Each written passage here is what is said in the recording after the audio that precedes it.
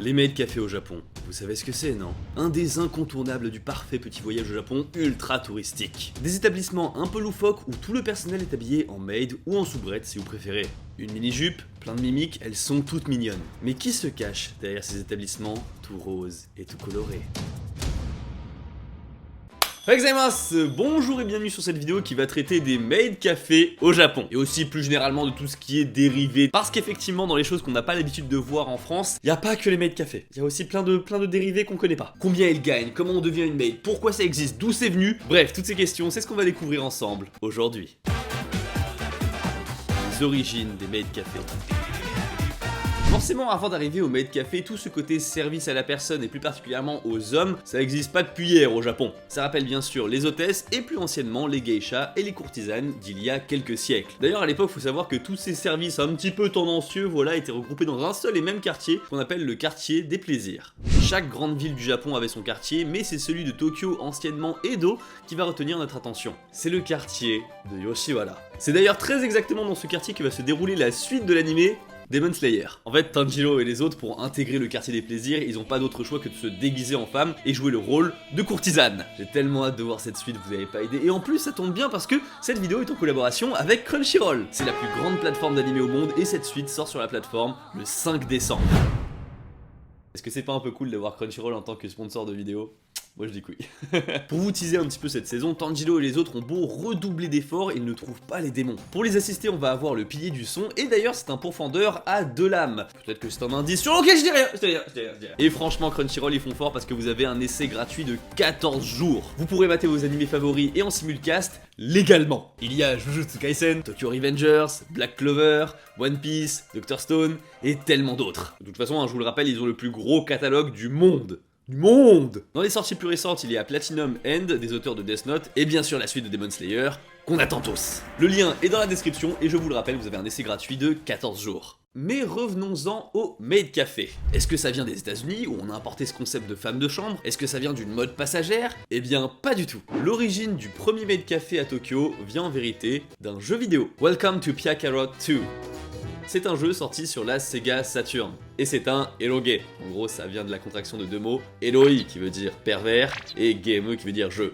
Vous avez compris, c'est un jeu de pêche. Et dans ce jeu, en fait, il y a une chaîne de café, Piakarot, où les serveuses portent des uniformes de maid. Et à l'occasion de la sortie du jeu, Cocktail Soft, c'est l'éditeur du jeu, eh bien il s'est dit hey, ce serait une bonne idée de faire un maid café, mais dans la vraie vie. Et c'est comme ça que pour marquer le coup, eh bien en 1998, on a la première expérience maid café qui est créée au Japon. Mais je parle bien d'expérience parce qu'en fait c'était juste un truc temporaire et au bout d'un moment, bah ça c'est fini tout simplement. Et on n'a pas encore le premier maid café, il va falloir attendre jusqu'en 2001. Effectivement, il faudra encore attendre 3 ans pour avoir le premier vrai maid café au Japon qui s'appelle Kuro Maid Café.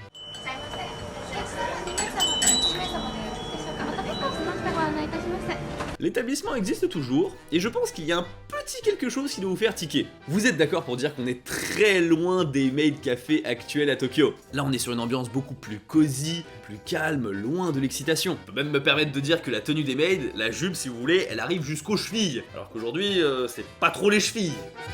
Ici, l'objectif de l'établissement, c'est clairement d'avoir ce côté relaxant pour le client et pas tellement du divertissement. Il y a toujours cette relation maître-serviteur, mais les serveuses sont très respectueuses et presque froides envers les clients dans un souci de politesse et d'obéissance.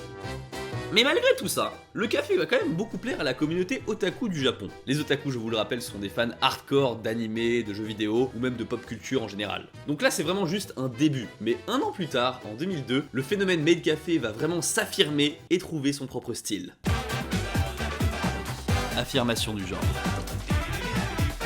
Après le succès de Kuro Maid Café, un nouveau café va ouvrir, le Miya Café. Et cette fois-ci, on a bien compris, les maid cafés s'appelaient aux otaku. Du coup, on va vraiment mettre la max pour leur faire plaisir. On peut alors jouer sur 3 axes importants. La localisation du magasin, les maids en elles-mêmes et les activités proposées. La localisation, c'est pas compliqué, on va s'installer au cœur du quartier otaku par excellence, Akihabara. Pour ce qui est des maids, on choisit uniquement des filles assez mignonne, entre 16 et 25 ans max. Et pour les tenues, cette fois-ci, on n'est plus sur une longue jupe qui arrive aux chevilles, on raccourcit tout ça, on enlève le côté froid des maids, on garde ce côté un petit peu froufrou sur la tenue, et surtout, on permet plus de contact, entre guillemets, entre la serveuse et le client, ou devrais-je dire, entre la maid et le maître. C'est comme ça que parfois certaines maids vont se cosplayer en personnages d'animé ou de jeux vidéo et elles vont même jusqu'à faire du roleplay en adoptant le comportement et l'attitude de ces personnages. Et dernier point pour les activités, on va faire quelque chose de plus sexy, plus osé. Un élément assez malin, c'est ceci. Et oui, en fait, c'est une photo qu'on prend avec la maid qui vous a servi. Le but, c'est bien sûr d'avoir un souvenir, mais aussi pour développer le côté collectionnite des otaku, parce qu'ils adorent collectionner les trucs, forcément. Attrapez-les tous, j'ai envie de dire. Pour ce qui est de l'ambiance générale, dès qu'un client / un maître va arriver, on va lui dire ceci. Qui veut dire globalement, bon retour à la maison, maître. C'est pas encore fini, on va aussi revisiter les plats qu'on sert. Il y a toujours bien sûr le classique omuraise du riz dans une omelette, mais le but, c'est pas vraiment l'omuraise en lui-même, mais le dessin super kawaii que va faire la maid avec le ketchup. Bien sûr, ce concept de dessin avec la nourriture, ça marche aussi dans les desserts et même sur les boissons. En parlant de boissons, on va aussi faire participer le client à sa confection. Tout ceci dans le but qu'il puisse sentir une complicité entre la maid et lui. Ça consistera juste à chanter des petites chansons, voilà, avec la maid, ou alors à lancer des petits sorts comme ça sur la boisson. Et je peux vous dire que dans ces moments, pour les avoir vécus, c'est assez cringe. Et d'ailleurs, un conseil que je peux vous donner si vous allez un jour dans un maid café, vraiment, jouez le jeu à fond. Même si vous êtes gêné, même si vous trouvez ça ridicule, il faut que vous jouiez le jeu à fond. Parce que sinon, c'est vraiment un long moment à passer.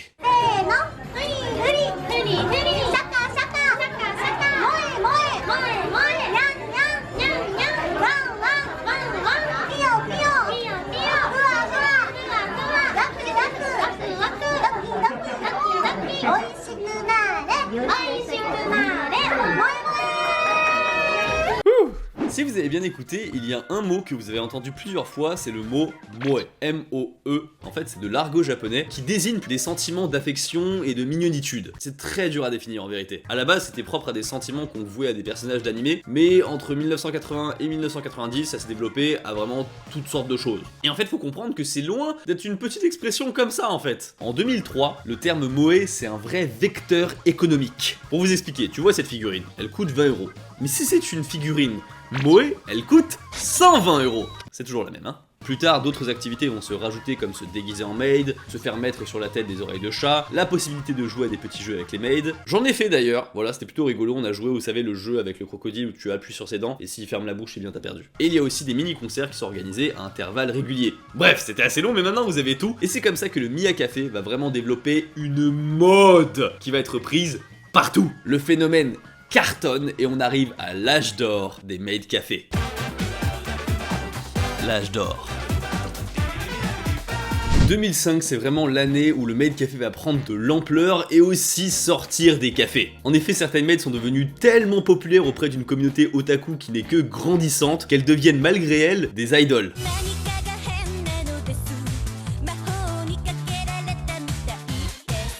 Ce que vous venez de voir, c'est le premier groupe d'idol maid qui a été créé, Kanzen Maid Sengen. Ce groupe a été créé par le At Home Café, qui est d'ailleurs la chaîne de maid café la plus grande aujourd'hui. Mais attendez, celle qu'on voit au milieu de l'affiche là, c'est Hitomi Shiga. Et Hitomi Shiga, c'est totalement la maid qui s'est occupée de nous avec Sora quand on était au Japon. Et du coup, je peux vous dire que cette photo là, bah en fait, c'est avec elle. Et j'ai une photo avec cette idol. En fait, elle est super connue parce qu'elle gère maintenant à elle seule sa chaîne de maid café, donc elle donne même des conférences dans certaines universités japonaises concernant sa carrière et sa gestion du business. Du coup, je vous avoue de l'avoir rencontrée pour un tournage avec la préfecture de Tokyo, c'était quand même très stylé. Même si je savais pas ça à l'époque, aujourd'hui je sais que c'est très stylé. Pour en revenir aux idols, il y a aussi des carrières solo qui ont été révélées par en fait le passage dans un maid café. Et même inversement, en 2005, on recrutait des idols pour les faire travailler dans des maid cafés. En fait, le système, si vous voulez, il est beaucoup trop intéressant. Les maids rapportent en fait tous les fans du coup dans leur établissement. Donc forcément, les fans ils viennent, ils consomment, ils payent, et du coup pendant toute la journée, t'as un lieu où ils peuvent rencontrer leurs idols et où ils dépensent énormément de sous.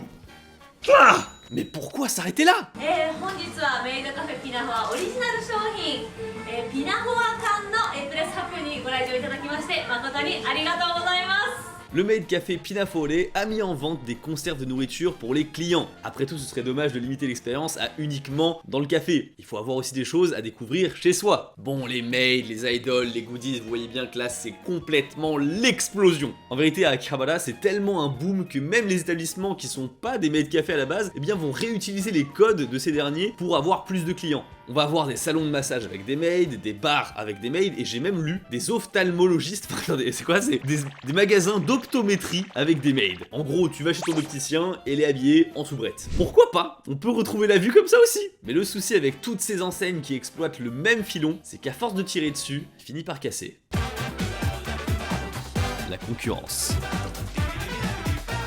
En 2008, c'est pas moins d'une vingtaine de maid café et 50 enseignes exploitant le concept des maids qui se bousculent autour de la gare d'Akihabara. Oui, parce que le phénomène de maid café, il s'est concentré uniquement dans ce quartier. Bien sûr, ça a pris aussi dans d'autres grandes villes du Japon comme Osaka, mais Akihabara, ça reste quand même la base. Donc, conclusion de toutes ces enseignes en fait, c'est qu'il va falloir se démarquer. C'est vraiment le mot d'ordre en 2008, c'est il faut se démarquer, il faut se diversifier, il faut trouver quelque chose que la concurrence ne fait pas. Alors bien sûr, dans un premier temps, pour attirer plus de clients, eh bien on va exploiter les rabatteuses. Si vous êtes déjà allé à Akihabara, vous n'avez pas pu passer à côté de ces rabatteuses en tenue de maid. Leur rôle est vraiment tout basique, c'est de ramener des clients au café. Mais même avec les rabatteuses, eh bien certains cafés qui proposent des choses trop classiques, pas assez innovantes, eh bien ils finissent par fermer. C'est alors qu'on va commencer à observer l'apparition de maid café avec des thématiques bien particulière. 今まさに芋時計カフェ芋時計がにぎわってますよたくさんえいや何しに来たのってなんや客や客に向かってなんや何しに来たのってなんやえじゃあ帰ればってなんや Ici, cette émission TV japonaise nous présente le concept de maid café version petite sœur. Wow. Tout de suite, frère main, pas de trucs graves, là, vous inquiétez pas, la situation est sous contrôle, mesdames et messieurs, je le répète, la situation est sous contrôle. Les maids ici ont le rôle de la petite sœur désagréable, voilà, qui en a rien à foutre du client. Elle l'insulte presque, lui jette la carte sur la table, elle dit tu veux quoi, mais prends pas, vas-y, c'est bon, tu vas saouler. 背伸びしたいお年頃一つと Il faut croire que ça plaît parce que ce concept à contre-courant total, eh bien ça cartonne à mort. Et tout ça, ça a un nom, c'est ce qu'on appelle un tsundere café. Alors, un peu de vocabulaire, une tsundere c'est un terme qui a popé au Japon en 2008 et ça vient de deux onomatopées, tsun et dere. En gros, ça désigne une personne qui est froide et distante, voire même insultante au premier abord, et une fois que tu la connais ou un peu plus dans l'intimité, eh bien elle devient très affectueuse et très tendre. Un autre concept, c'est un café où les maids deviennent un peu trop attachés à leur maître. Et si vous avez le malheur de regarder une autre maid, je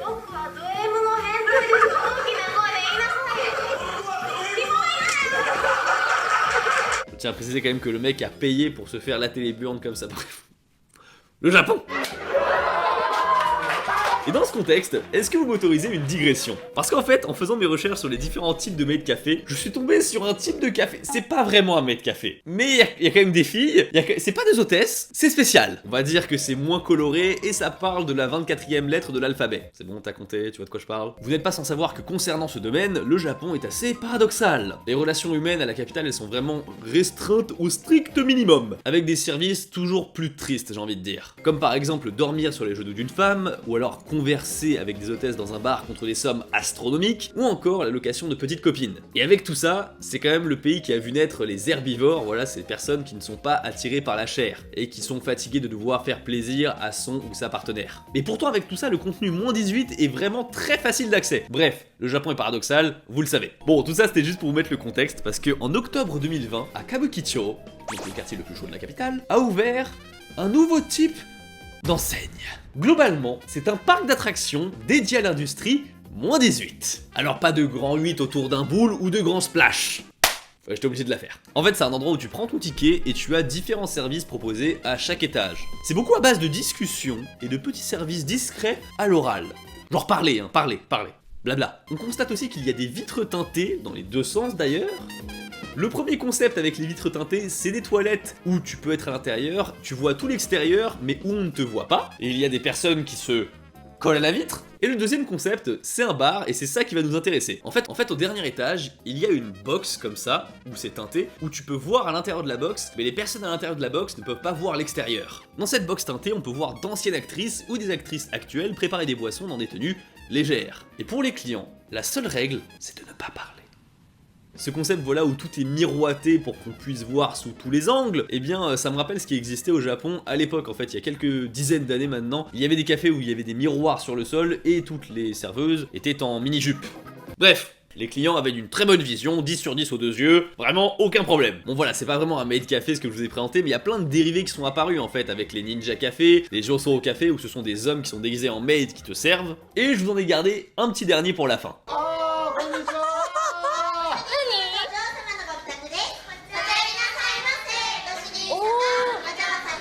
Effectivement, ici on a un maid café avec des maids plus size. Dans l'idée, je trouve ça sympa, mais la télé japonaise, elle présente ça avec la subtilité des pattes arrière d'un T-Rex. Et vas-y que je te dis qu'il fait super frais parce que comme elles sont grosses, elles ont trop chaud forcément. Et puis après, pourquoi pas faire un commentaire sur les énormes allées pour avoir bien la place de passer.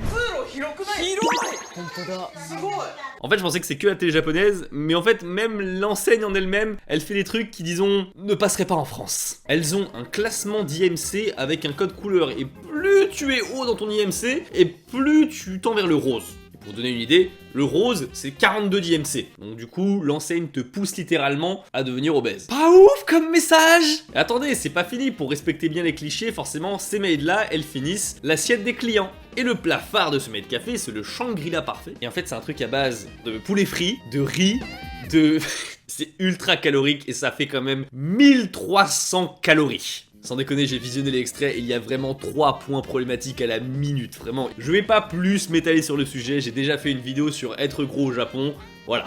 Après la petite excursion, elle a quand même coûté 12 900 yens, ce qui fait 98 €. Pour une pizza, un déguisement et un parfait, ça fait quand même cher je trouve. Et vous comprenez que les maid café c'est vraiment des machines à sous, c'est pour ça qu'il y en avait autant à Akihabara. Et justement, lorsqu'il y a trop d'argent à se faire trop rapidement, il y a systématiquement au Japon un type de personne qui apparaît. Ah, je l'ai sur le bout de la langue là. C'est qui déjà? C'est... Ah oui,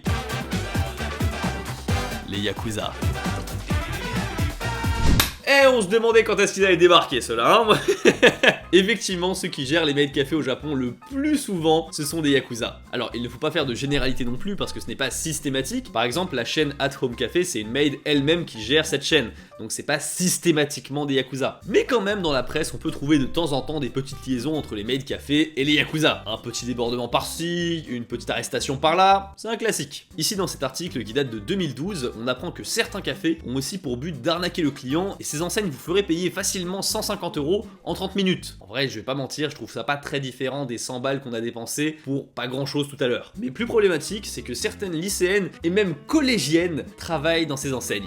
Le plus souvent, je vous l'ai dit, le travail de maid, ce sont des baito, c'est comme ça qu'on appelle les travails à temps partiel au Japon, et c'est réservé aux jeunes filles entre 16 et 25 ans.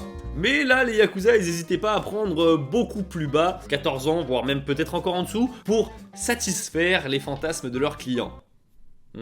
Après, j'ai vraiment l'impression que dès que c'est quelque chose d'illégal comme l'âge des enfants, eh bien les Yakuza, ils arrivent quand même à bien cacher ça, à bien rendre ça underground. On fouille pas trop dans leurs affaires, et dès qu'un concurrent arrive et commence à essayer de piquer leur marché, là, ils vont le dénoncer à la police, et il se fait arrêter. Sinon, à part ça, les Yakuza, ils ont aucun intérêt à foutre la merde, ils veulent juste se faire de l'argent rapidement. Et en parlant d'argent, on a vu qu'un maid café, ça pouvait rapporter gros. Mais combien touche une maid dans cette histoire? Combien gagne une maid au Japon? Je me suis renseigné sur les sites japonais pour obtenir un travail de maid au Japon. Ouais, j'avoue, je me suis cru un petit peu dans le cache investigation là. Pour ce job, on peut se dire que ça demande pas mal de compétences au niveau de l'acting et on vend un peu de sa personne aussi. Et bien si vous pensez que c'est bien payé, vous allez tomber de haut. Là, j'ai trouvé un salaire entre 1500 à 4000 yens de l'heure. Mais pour ce poste en général, j'ai trouvé toujours quelque chose d'autour de 2000 yens de l'heure. C'est un job à mi-temps, donc forcément c'est en fonction du nombre d'heures que tu vas faire. Mais si on prend ça sur un salaire d'un mois en temps plein, eh bien ça fait que 2100 € par mois. Bon, en fait, c'est pas si mal payé non plus, mais le truc c'est que tu dois vraiment être constamment dans ton rôle, et je pense que si tu fais ça vraiment non-stop, tu dois être épuisé à la fin de la journée. Et pour convaincre les filles de venir quand même travailler dans ce genre d'enseigne, eh bien il y a des règles bien strictes pour les protéger, au fait, de certains clients qui seraient un peu trop tactiles par exemple. Il est interdit de toucher une maid, demander le numéro ou le téléphone d'une maid, demander l'adresse courriel d'une maid, attenter à la vie privée d'une maid en lui demandant à quelle heure elle termine, traquer ou poursuivre une maid, ça en même temps j'ai envie de dire c'est pour tout le monde, rôder autour du café, blesser un employé, un client ou le voisinage du café, prendre des photos des maids de l'intérieur ou de l'extérieur du café, emporter de la nourriture ou des boissons de l'extérieur dans le café, et enfin fumer dans les escaliers menant au café. La majorité de ces règles, on sent quand même que c'est pour protéger les maids de certains clients qui pourraient un peu perdre le pied avec la réalité et le jeu d'acteur des maids. C'est d'ailleurs pour ça que souvent dans les maid café, eh bien la caméra ou même prendre des photos est totalement interdit. En vérité, je ne pense pas que le youtubeur lambda ou le touriste qui fait un vlog de voyage soit un problème pour le café. Mais si on n'instaure pas une règle précise, eh bien qui sait quel genre de pervers dérangé pourrait rentrer et filmer d'un peu trop près les maids. Surtout quand on sait qu'une bonne partie d'entre elles sont mineures. Je vous avoue, en plus au Japon, tous les jours on découvre qu'il y a des pervers qui inventent des stratagèmes pour pouvoir filmer sous la jupe des filles. Genre j'avais vu quoi, c'était un mec qui avait dans le métro un parapluie qu'il avait trafiqué pour pouvoir mettre sous les jupes des filles et du coup il pouvait filmer, enfin c'est... Waouh. C'est d'ailleurs pour ça que même en extérieur, les maids, elles ne souhaitent pas être prises en photo ou en vidéo. Généralement, elles se retournent ou alors elles viennent vous faire une réflexion pour vous dire non, non, pas le droit à la caméra, pas le droit de nous filmer comme ça, c'est interdit. Après, je constate quand même qu'en dehors de Tokyo, c'est beaucoup plus facile de pouvoir interviewer une maid ou pouvoir même juste filmer dans le maid café. Encore une fois, il y a beaucoup de points différents entre Tokyo et le reste du Japon. Quand on avait tourné avec Sora, eh bien, il y avait une dizaine de personnes en face de nous qui contrôlaient nos moindres faits et gestes pour pas qu'il y ait de débordement. Conclusion.